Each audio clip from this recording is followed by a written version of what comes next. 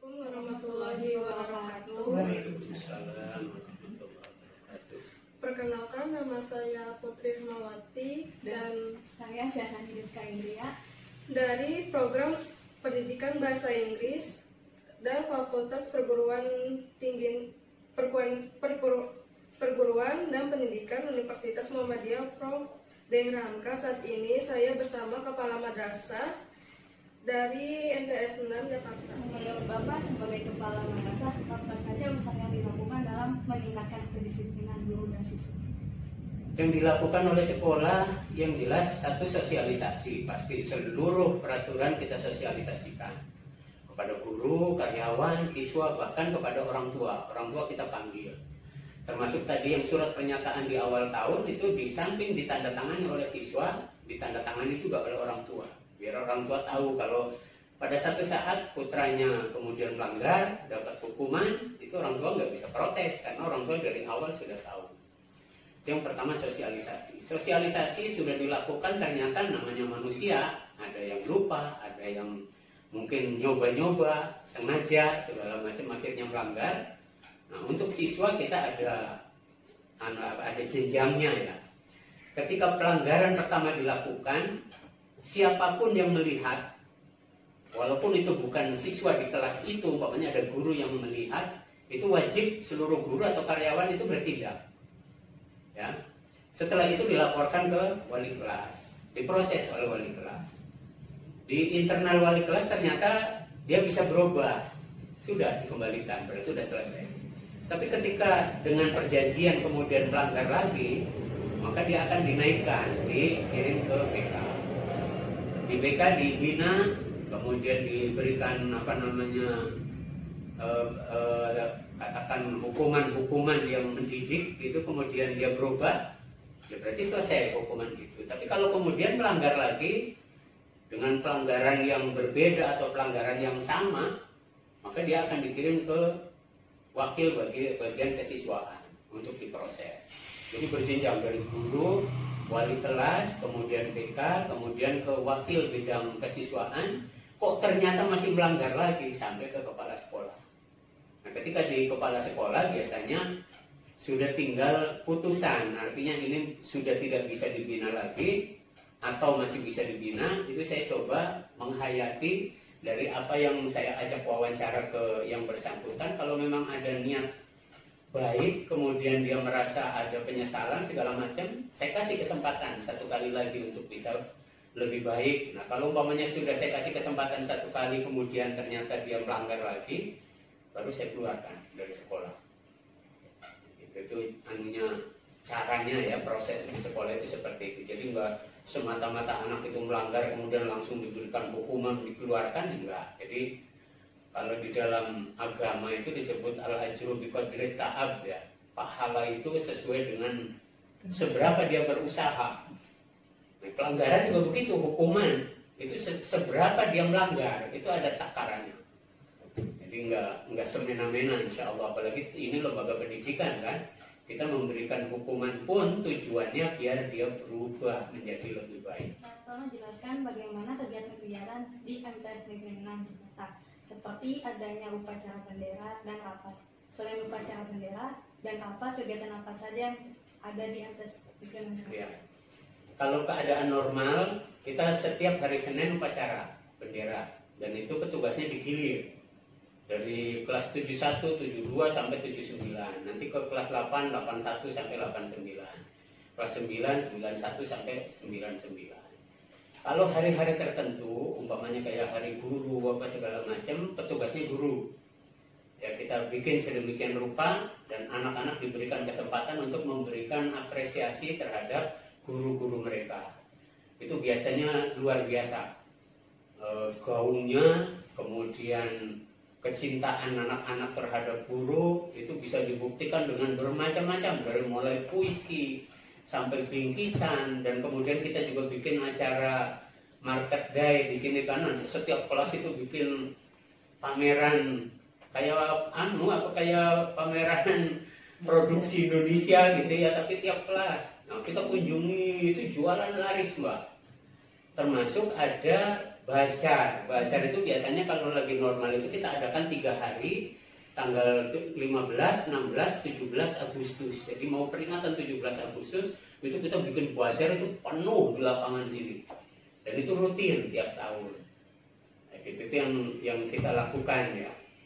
Jadi kegiatan-kegiatan yang rutin. Kemudian guru dan karyawan kita bikin rapat rutin bulanan. Kita ada rapat bulanan, bisa digunakan untuk guru dan karyawan menyampaikan keluhan-keluhan, usulan-usulan, itu disampaikan di forum itu. Di samping itu ada rapat tahunan koperasi, rapat akhir tahun ya, rapat tahunan anggota koperasi itu juga tiap tahun diadakan, biasanya bulan Desember, paling lambat bulan Januari. Kemudian ada juga rapat-rapat khusus wali kelas, umpamanya ada hal-hal yang ingin disampaikan ke wali kelas, maka yang diundang wali kelas 7 sampai kelas 9. Jadi itu sesuai dengan kebutuhan, termasuk seandainya ada hal-hal yang ingin disosialisasikan ke orang tua, kita undang orang tua. Nah, ini mau dibikin bertahap, kelas 7 dulu umpamanya, kelas 7 aja sudah sekitar 350 orang kan. Itu kalau wali murid hadir semua sekitar 350 itu di masjid full. Nanti kelas 8 sendiri, kelas 9 sendiri. Itu yang kaitan sama mereka. Kalau dipandang umpamanya saya melihat, saya kan tiap hari keliling Mbak, muter dari mulai depan, belakang, kemudian di belakang gedung saya liatin. Kalau mulai ada yang kumuh, itu pasti saya menyelenggarakan rapat khusus untuk TU. Kalau umpamanya masih belum kena juga, saya khusus untuk OB 6 orang saya kumpulkan. Kalau umpamanya terkait dengan keamanan, pasti khusus untuk satpam saya adakan rapat. Dan saya nggak main-main. Siapapun yang bawa kamu ke sini, termasuk pejabat pun, umpamanya yang bawa kamu masuk ke sini, kalau nggak ngikutin aturan di sini, saya keluarkan. Jadi alhamdulillah, mereka bagus semua kerjanya. Ya, dari mulai guru-guru, mulai ke TU, ke OB, ke satpam, mereka alhamdulillah termasuk hari lebaran pun satpam nggak pernah kosong. Itu yang saya angkat jempol ya, karyawan kita itu luar biasa. Itu yang kira-kira yang berkaitan dengan rapat-rapat yang selalu kita selenggarakan di sini. Kalau ada hal-hal yang mendadak, contoh kita akan mengadakan lomba sekolah sehat, itu kita briefing lebih cepat, lebih sering. Ini hal apa yang kira-kira mendesak, itu segera kita umumkan, kemudian kita bikin rapat. Jadi nggak susah Pak, pengen apapun sebetulnya bisa dilakukan di sini. Apa saja yang Bapak telah laksanakan untuk hal ini? Banyak banget Pak, nyebutinnya sudah.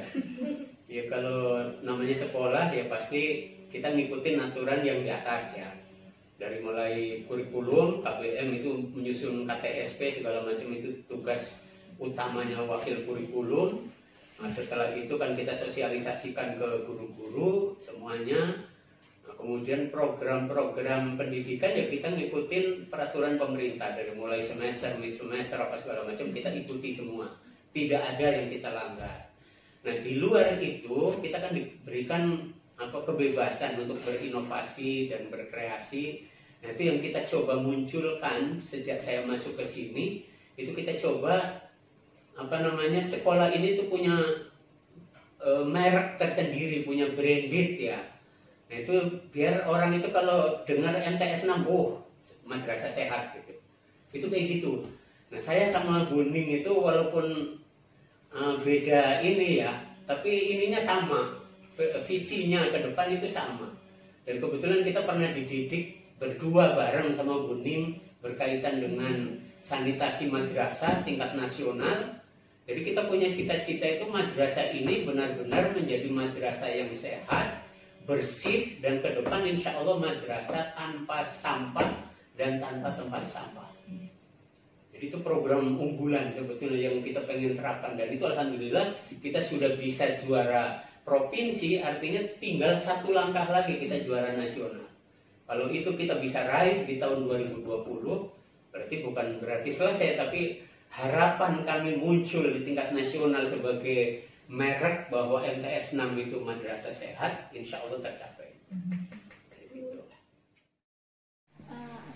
warahmatullahi wabarakatuh. Saya Anggia Widiasari dari Prodi Bahasa Inggris Fakultas Keguruan Ilmu Pendidikan Universitas Muhammadiyah. Hari ini saya akan mewawancarai salah satu guru bahasa Inggris, Bapak Muf, dari Madrasah Sanawiyah Negeri 6 Jakarta. Di sini saya mewawancarai perihal karakteristik peserta didik yang ada di Madrasah Sanawiyah 6 Jakarta ini. Nah, apa sih karakteristik peserta didik yang Bapak ketahui di MTS 6 Jakarta ini? Ini secara umum ya, enggak khusus waktu di pandemi ini, enggak ya? Secara umum. Secara umum. Kalau secara umum berarti gambaran yang sudah lewat ya. Ya kan, gambaran yang sudah lewat. Kalau yang sekarang lagi berjalan, ini berarti pertanyaan sudah lewat. Kalau kondisi sekarang kan malah belum pernah ketemu dengan anak. Kalau karakter yang sekarang yang sedang saya ajar, saya belum tahu secara jadi belum tahu, itu bisa melalui yang tadi WA dan media yang lain. Kalau karakter secara umum, anak itu sama kurang disiplin waktu, kemudian pengaruh dari media HP dan sebagainya, juga fokus untuk di pelajaran itu berkurang. Kemudian berikutnya pengaruh dari perhatian orang tua di rumah, sehingga karakter anak di sekolah itu nggak tahu persis seperti apa. Oke, nggak semuanya begitu, tapi ada yang memang betul-betul orang tuanya perhatian. Secara umum itu kurang disiplin waktu belajar.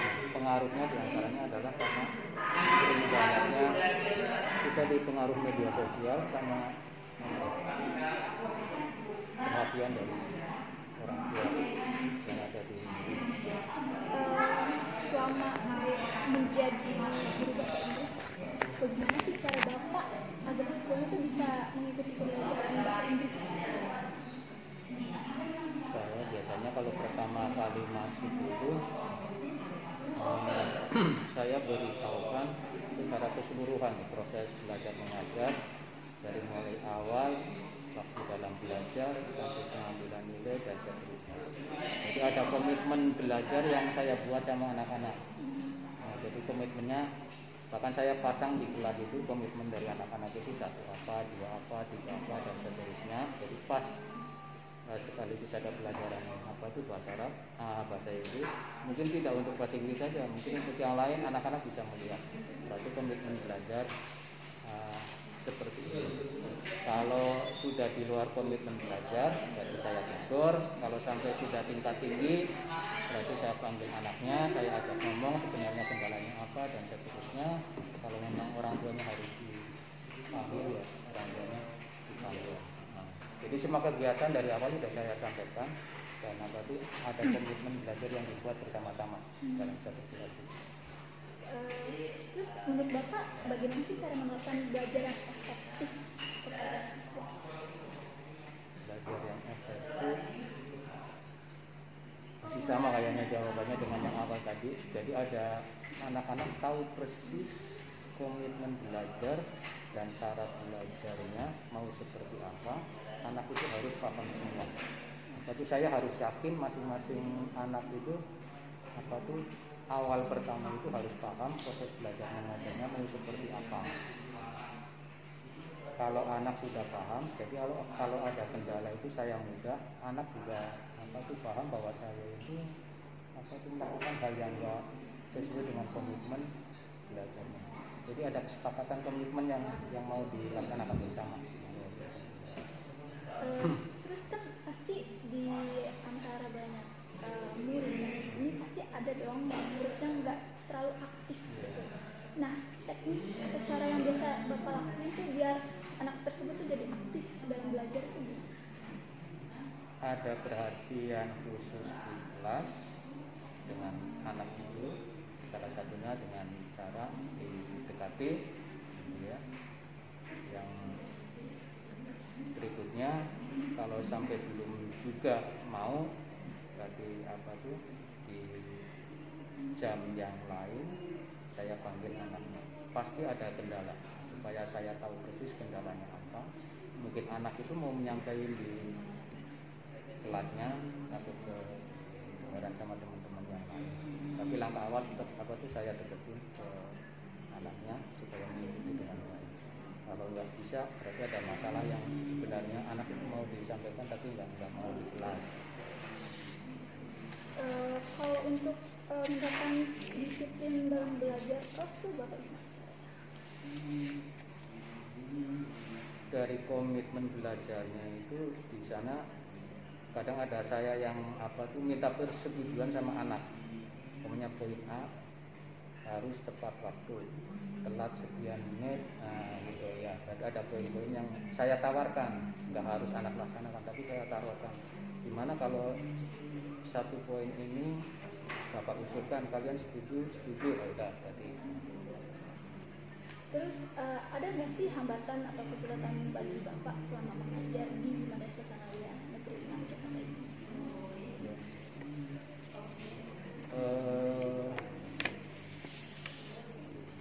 Sulitnya untuk idealnya ya memahami karakter per anak itu dari jumlah. Kalau sampai 10 kelas itu 18 berarti kan 36 kali 18. Padahal tuntutannya kan masing-masing anak saya harus tahu persis itu karakternya, kendalanya mungkin. Kendala yang berikutnya memang harus menyempatkan waktu untuk kepada anak yang menurut saya itu harus ada perhatian khusus. Lagi-lagi ya kendalanya kita waktu ya. Terima kasih Bapak atas wawancaranya. Assalamualaikum warahmatullahi wabarakatuh. Waalaikumsalam warahmatullahi wabarakatuh. Perkenalkan, nama saya Dian Nugraini. Saya dari program studi pendidikan bahasa Inggris Fakultas Keguruan dan Ilmu Pendidikan Universitas Muhammadiyah Profesor Dr. Hamka. Saya ingin mewawancari kamu sebagai alumnus dari MTS Negeri dan Jakarta. Pertama-tama yang saya tanyakan itu, apakah menurut kamu bahasa Inggris itu penting dan apa alasannya? Ya, bahasa Inggris itu penting karena nantinya kemungkinan di kuliah nanti bisa kuliah di luar negeri atau pekerjaan nanti yang berhubungan dengan bahasa Inggris nanti dibutuhkan untuk itu.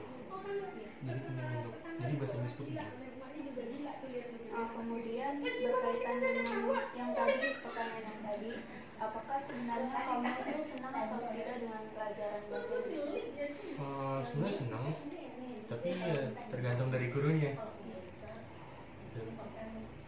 Kalau misalnya gurunya menyenangin, berarti kita semangat belajar. Iya, karena murid bakal paham kalau gurunya belajar dengan benar.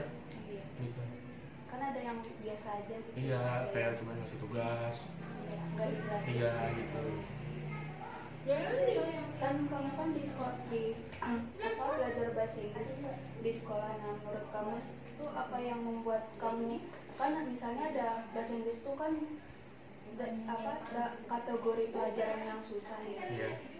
Nah, yang susahnya itu di bagian mana ya? Apakah kan bahasa Inggris itu banyak variasinya, ada grammar, ada speaking, ada writing, ada listening. Saya pribadi itu dari membahas yang di bahasa Indonesia itu kata kerja, dan di bahasa Indonesia ini dijadiin bahasa Inggris itu, jadi sulit di situ. Kayak Kata kerja itu maksudnya pokoknya ada yang kata-kata yang belum familiar itu di telinga, mau dilihat juga dibaca itu belum familiar gitu. Jadi kalau mau diartiin di Indonesia itu ada susah. Itu harus banyak-banyak. Iya, makanya disaranin gitu. Terus di setiap sekolah kan pasti ada ekstrakurikuler atau kegiatan lain. Nah dulu kamu tuh di MTS Negeri 6 tuh ikut ekstrakurikuler apa aja? Satu doang, basket. Apa aja sih kebiasaan atau perilaku positif yang diterapkan oleh kepala sekolah, guru, dan juga teman-teman kamu gitu selama ini?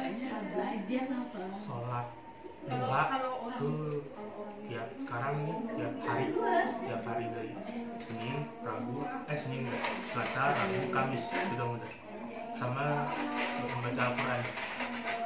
Iya. Madrasah itu ilmu agamanya tuh lebih itu dari sekolah umum. Iya, gitu. Terus terakhir nih ya, cita-cita kamu jadi apa? Ini ngomongin cita-cita ya nggak ada sih, kayak lihat ke depannya aja gitu. Iya. Nanti ya tergantung. Iya, tergantung. Kona'ah, kalau bahasanya mah kona'ah. Iya. Ya udah, terima kasih ya Dek sudah sama-sama. wawancara. Ya. Semoga sukses. Amin. Ya. Assalamualaikum warahmatullahi wabarakatuh.